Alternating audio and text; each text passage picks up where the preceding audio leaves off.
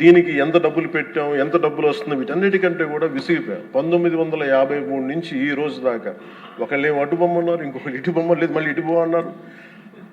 ఎవరి త్యాగాల మీద అయితే అందరికీ భాషా ప్రయుక్త రాష్ట్రాలు వచ్చినాయో, భాషా ప్రయుక్తతో నాందికి పలికిన ఆంధ్రప్రదేశ్కి ఈరోజు ఇంకా మనం కొట్టుమిట్లాడుతూ ఉన్నాం. ఇంకా సెంట్రల్ దగ్గరికి వెళ్ళి దేహాన్ని అడగాల్సి వస్తుంది. మాకు ఇవి ఇవ్వండి, మాకు ఆఫీసులు ఇవ్వండి, లేదా ఇందాక మీరు చెప్పిన ఆ షెడ్యూల్స్ రావాల్సిన ఆఫీసులు కానీ ఇంకా రావాల్సిన ఏమి రాలేదు. ఇంకా అడగాలంటే మన గొంతు చాలా బలంగా ఉన్నాం. సబ్ రీజనలిజం అనే యాటిట్యూడ్ తీసేయాలి మన దగ్గర. మీరు ఉత్తరాంధ్ర, మీరు రాయలసీమ, ఏంటి రాయలసీమ, ఏంటి ఉత్తరాంధ్ర, ఏంటి గోదావరి జిల్లాలో అన్ని కలిపి ఆంధ్ర కాదా? అందరూ మాట్లాడి తెలుగు వాళ్ళం కాదా? అసలు తెలుగు జాతి ఐక్యతగా మనం మాట్లాడుకున్న మైండ్ సెట్ నుంచి నిజంగా బాధ ఏంటంటే మన ఆంధ్ర కన్ఫైన్ అవ్వాల్సి వచ్చింది. ఫైన్, భావంలో తెలుగు జాతి ఉంది కానీ గుండెల్లో ఓకే, మన reality is Andhra, okay, let us accept Andhra.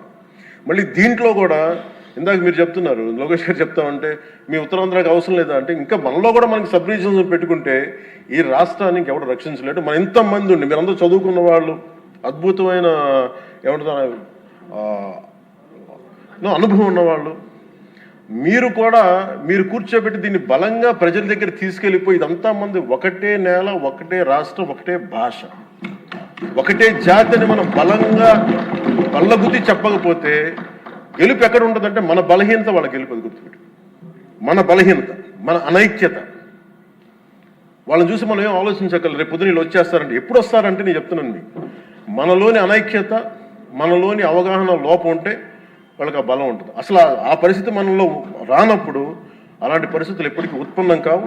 Stability for this, ఒక జనరేషన్ స్టెబిలిటీ ఇవ్వాలి మన ఆంధ్రప్రదేశ్.